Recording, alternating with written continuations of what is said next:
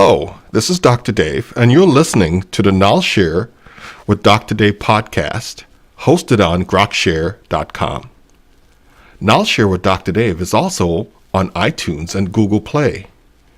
You are listening to episode number 9 with Armond Mehrabian, an enterprise agile coach, business leader, and man of faith. I am certainly appreciative of Armond for his agile at scale knowledge and the positive energy he brings. We are live at the Agile Open San Diego on a warm, sunny day in California. We're here today at Agile Open in San Diego, which we're having a great time. I'm here with Armond. Armond, how are you doing? Good. Thanks for having me, Dave. Yeah, really great that we had an opportunity for us to just connect after so much time. 7 quick questions. Sure. And the first one is, what is Agile coaching and why is it needed? Good question. You know, a lot of companies that adopt Agile, they have in their minds a goal. The goal is to get better results faster, right? That's sort of the management goal. And they quite don't know how to get there. A lot of them go through training, and they go through training and they get their Scrum Master certification, product owner, all those kind of academic things. But when they take it back to their companies, they find that within their own context, they don't quite know how to apply it. It sounded good in the class, but now that they're back in their own environments, they run into trouble. They kind of find themselves going down rabbit holes, and they need somebody that's done it before to help them along, to mentor them, and to help them sort of stay away from the landmines that exist whenever you're doing this kind of transformation. So would you see that, let's say it's synonymous to someone who was an athlete, for example. They played sports all of their lives, and now they're at this top level, because most enterprises are at the top level of their game, that they need someone to help tune them, to help them to be better, to point them in the right direction. Is that similar to that? I think that's an excellent analogy. A lot of the companies already are doing a good job. They've got products, they're profitable. So what they don't want to do is they don't want to introduce any kind of new process that makes them go backwards, right? They don't want to adopt a new tool or a new way of doing things that disrupts the flow that they're already good at. So an Agile coach makes sure that they're applying these new techniques in a way that's improving them, and also guarding against the bad practices or the bad habits that they can get into. And they've seen the anti-patterns. So coaches, having worked many years with different companies, have seen how Agile can be abused. And they make sure that these teams don't fall down those bad patterns. Excellent. So tell us about Armond, and how did you get involved with coaching? Yeah, that's a great question. And, I started out as a developer. And after about 15 years of doing development, really enjoying it, I found that I like to work with people even more. So this kind of takes me back to, just kind of in my personal life. I was very involved with my church, and I used to lead Bible studies. And I used to lead men's groups where we studied the Bible, and we applied it to our lives. A lot of us had young families. And what I found myself, that I really enjoyed that aspect of my private life. And at work, I found myself more and more being useful in mentoring and coaching, onboarding new employees. And people said, hey, you would make a great team lead. And so I became a team lead. I really enjoyed that. I was very effective at it. And then the next step was, it'd be great if you went into a management role and managed a group of people, and did the management things like interviewed people, hired people, did the performance appraisals. And so that's what I ended up doing. And big part of that was, what's a good process that we can follow and my goal was, as a manager, how could I create an environment where each person on my team could do their best work? Right, so that became kind of my goal, is how do I create a work environment? I mean, everything from the way that we organized our furniture, to titles, to the way that we structured the work for the developers and the testers and the product managers and things like that, so that everybody could feel like every day they come to work, they're unhindered, right? So they can do their best work. There's no impediments. And what I found is that the amount of process that the company was requiring was very stifling. And so that got in the way. And so I started looking at, well, what are other companies doing? Right? What are the kind of the up and coming companies, the younger companies doing?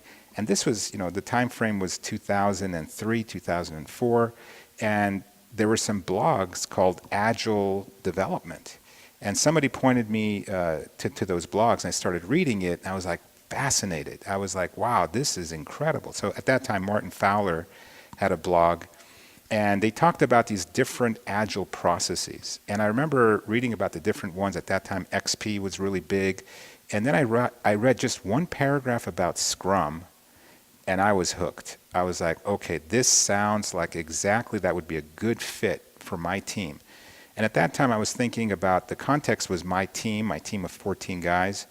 And so we started doing daily stand-ups. I didn't have to let the rest of the company know. So the company I was working for was a software company. We had probably about 500 people in software development. I said, okay, I'm going to just experiment with this in my own group.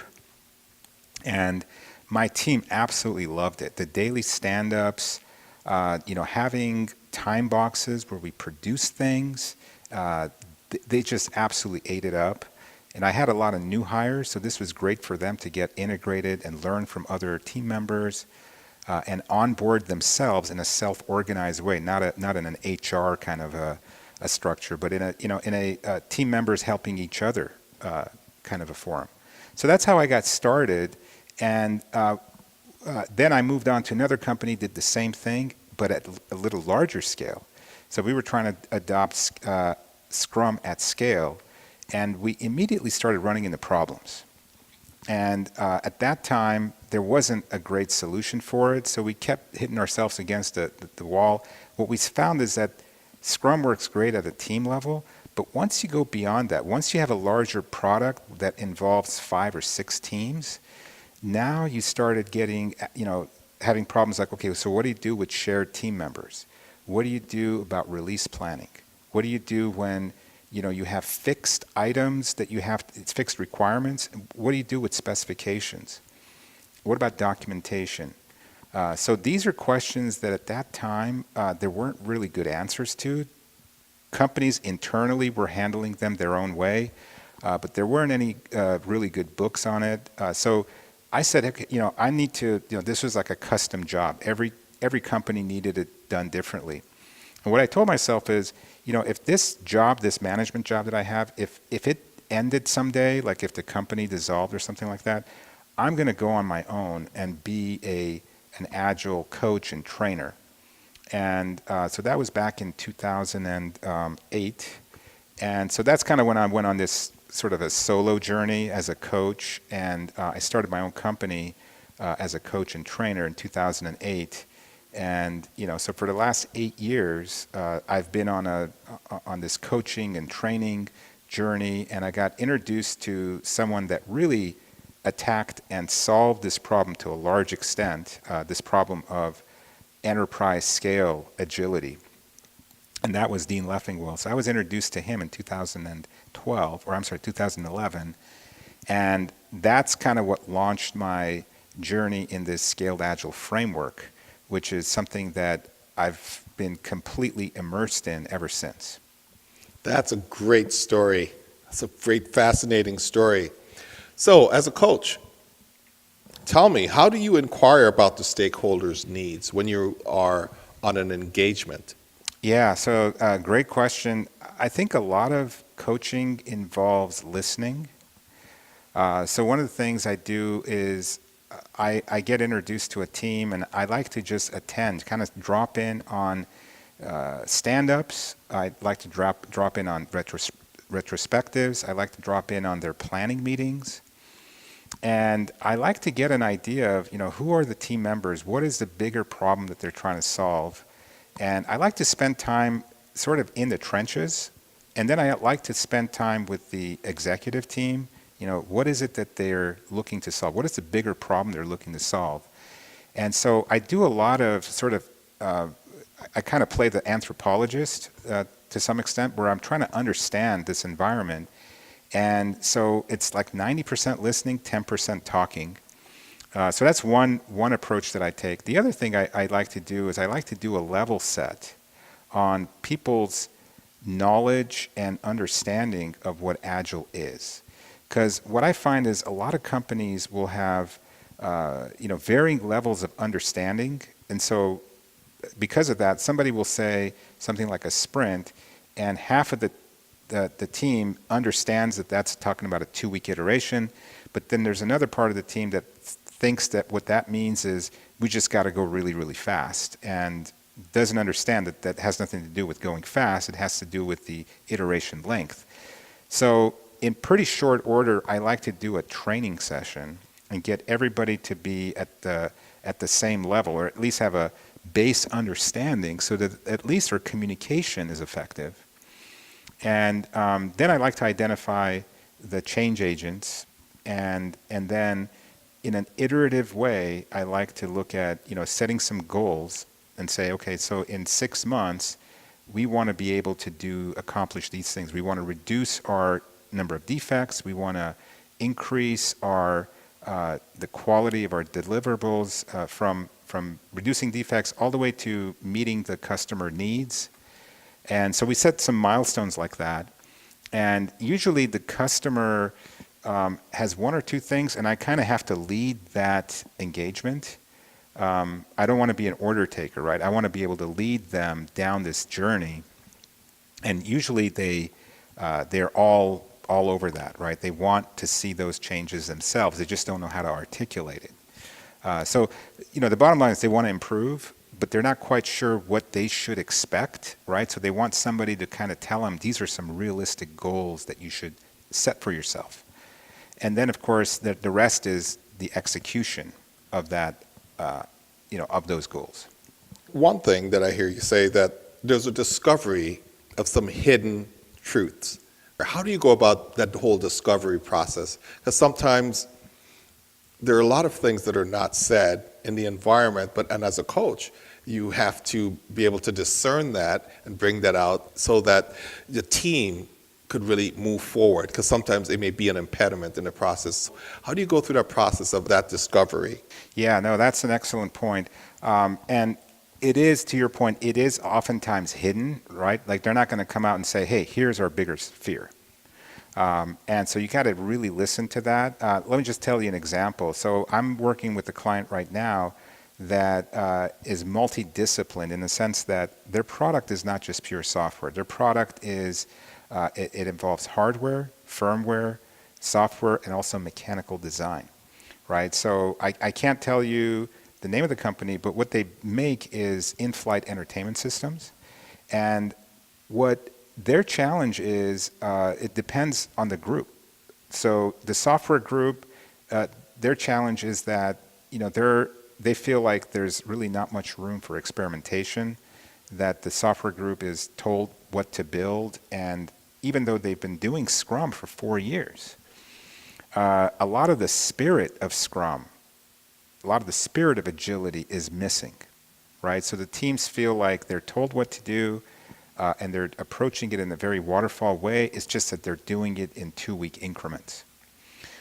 So that's their challenge. The hardware group feels like they're doing just fine, and they're being very effective. Their fear is that Scrum and this whole Scaled Agile framework is going to impose more process on them, right? So their fear is different than the software team.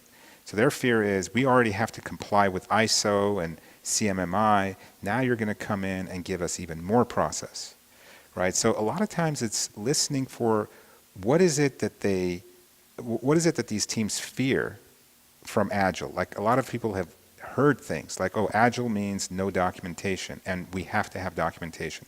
So immediately right off the bat, they have some misconceptions that have to be addressed. And this oftentimes is hidden. Like they won't tell you that this is their fear. But after some conversation with them, you realize, oh, that's their fear, and let me proactively address that.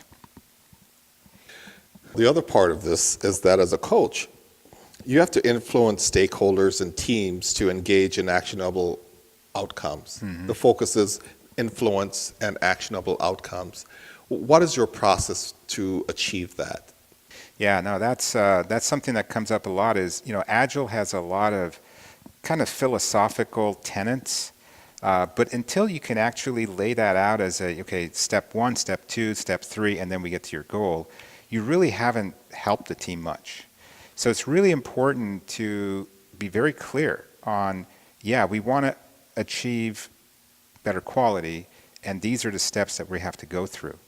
So one of the things that the Scaled Agile framework, one of the tenets that it has, one of the things I really like about it is that out of every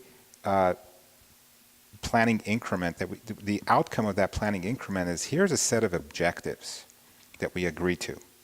And those objectives are written in a way that the stakeholders will understand. And that is an objective, or you can call it a goal, that the whole team agrees to along with the stakeholder. And so the idea is that if the team can self-organize to meet those goals and to meet those results, that the stakeholders will be happy. But yet they're given a lot of leeway on how they can meet those objectives, right? So for instance, the objective might be that we are going to reduce the time it takes to configure this entertainment system. Like, I'm going to be able to set up my playlist within 5 minutes, right? So that's the objective. Now, how we actually accomplish that, the team has a lot of leeway on how they can do that. For instance, the team might decide that, given the time that we have an approach that means that we get to pick the movie, we get to put it into a pick list, and then we can hit play, and it'll play every movie that's in that list, in that playlist. Or they could take another approach, but the outcome that they're looking for is agreed on. And what this does for the team is that the team then writes these outcomes that they're looking for on a big Post-it note, and they put it in their work area. Every day they go to work, they see the outcomes that they need to get to, and the brain goes to work subconsciously in thinking about all the different ways that they can meet that outcome. And as a team, they accomplish those outcomes, and it's a very satisfying thing, and it's also very, very productive for the company, because now there's no ambiguity, right?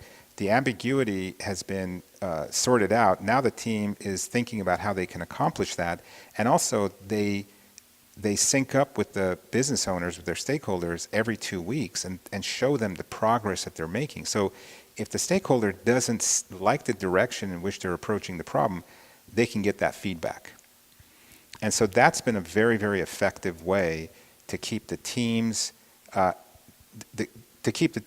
sync with their stakeholders, and to make sure that what the teams are producing is valuable. And that way the teams are happy and the stakeholders are happy, and it takes there's no surprises at the end of that planning increment. And then at the end of that, if there's things that they didn't quite meet 100%, they get to talk about it, and they talk about, well, how can we improve it and do a better job next time in the next planning increment. And so the teams are continuously improving, and the stakeholders are deriving benefit in pretty short-term cycles. It goes back to the common tenet of inspect and adapt, one of the core principles of Agile. That's correct. Okay. Yeah. So what steps are taken to deliver innovation through people networks and innovation brokers? Yeah, so innovation is the key. I mean, if you think about why people go into this business, a lot of it's because they like to build cool things. And, if you're lucky enough to work for a company that's building cool things, well, that's just part and parcel of your job. But a lot of times what will happen is you end up having to work on things like, for instance, you have to fix defects, and you have to do things behind the scene that are not as exciting as inventing new interfaces and things of that nature. So it's really important to build in these innovation sprints, what we call them in the Scale Agile framework, so that every cycle, every 10 weeks, you have an opportunity. Maybe it's a 2-day hackathon. Maybe it's a 2-day some kind of a competition to see who can build the fastest sorting algorithm, or something of that nature, or build the best user interface, right? So you can have a competition to say, okay, out of the 6 teams, we're going to compete on who can build the best interface to building this playlist. And that way the teams are kept on their toes. It also introduces a lot of interesting work, injects a lot of interesting work, and the teams feel like, and let me give you an example. My brother works for a company that does that, and he says that, the times when they're not doing that, a lot of times they will think about, okay, in the next hackathon, this is what I'm going to build. And this is the person I want to team with to build that cool thing. So it's kind of that thing that they look forward to every iteration, is that 2-day hackathon, or the 2-day or 4-day innovation sprint that they'll get to do. So it keeps them anticipating that time, and also it keeps them sharp, right, and interested in the work. So that's the way that we build it in. We build it into the cycle. We don't want innovation to be something that you do on the weekend, or you do if you have extra time. We need to make sure that it's built in to the normal way that people work, and that those people are recognized and rewarded accordingly. I'm going to ask you to look into the crystal ball. Okay. And I want you to tell me your projection of Agile coaching as an industry going forward, especially around scale. Yeah, so that's something that I've been observing in the last 12 years that I've been doing this. Is, if you had said we need, do you need a coach? A long time ago, it used to be at that time when I got into the industry, it was kind of a luxury. The idea was that, we'll send the manager to training, and the manager will come back and be the coach for the team. What we've seen is that doesn't work. Managers are so busy attending meetings and doing other work that they don't have the time. The second thing is, the training is just a 2-day training. What that means is they're only 2 days ahead of their teams in the area of knowledge and experience. So they clearly don't have enough knowledge and experience to coach the teams. So it's created a new industry, really, which is this Agile Coach. And the Agile coaching, I think, is being valued more and more, because companies are realizing that the return on that investment is huge. If they can bring in a coach to work with their teams for let's just say a 6-month period, what they're seeing is that the ROI on that is like 100-fold. That the teams, even if the teams improve by just 10%, it pays for itself many, many times over. So this is so when I look in the crystal ball, I see that industry expanding. I see that companies will have internal coaches, right, so that they're not always bringing somebody in from the outside. And the value of the internal coach is that this internal coach has knowledge of the business context, right? So if you bring me in, I'm an external coach, I have to spend some time to come up to speed on the company's context. What I bring to the table is that I see how other companies solve the similar problems, but I don't know your business, right? So it's going to take me some time to learn the lingo of your business, to get some context-specific knowledge and build some good examples for your business, whereas an internal coach knows those things because they've kind of grown up with your company. So I see a lot of a combination of internal coaches and the occasional need for an external coach. So that's kind of how I see that happening. And also the whole management style, the way that you motivate knowledge workers. One of the things we've learned over the last 20 years is that knowledge workers are a unique breed. They're very different from the industrial age workers in that knowledge workers know their job better than their managers. So the days of a manager telling their direct reports how to do their jobs better, those days are gone, right? So the people that are doing the work know the job better. They're closer to the work. They oftentimes have more education in doing their work than their managers. So the coaches come in and work with those people directly, and they don't have authority over them, but they have great influence.